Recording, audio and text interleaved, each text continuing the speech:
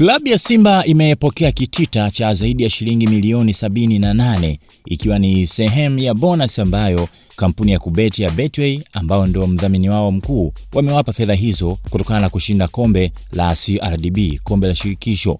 Kupitia ukurasa wao mtandao wa kijamii wa Instagram, klabu ya Simba wameandika, tumepokea bonus ya shilingi milioni 78,765,000 kwa kushinda kombe la shirikisho kutoka kwa mdhamini mkuu kampuni ya Betway Tanzania. Sasa wakati wanatoa taarifa hiyo, wameambatanisha na picha ambazo zinawaonesha viongozi wa Simba pamoja na viongozi wa kampuni ya Betway wakikabidhiana hundi ya hizo fedha, lakini pia picha nyingine zikiwaonesha wakiwa wamepiga picha pamoja na hilo kombe la shirikisho la CRDB, na comments zimekuwa ni nyingi kwelikweli. Sasa hii inakuwa ni mwendelezo wa sehemu ya mafanikio ambayo Simba wameyapata katika mwaka 2025-2026, msimu ambao tayari umekwisha kutamatika, na sasa wapo katika maandalizi ya kuelekea katika msimu mwingine wa mwaka 2026 kuelekea 2027. Sasa binafsi una mtazamo gani katika hiki? Tupe komenti yako hapo chini.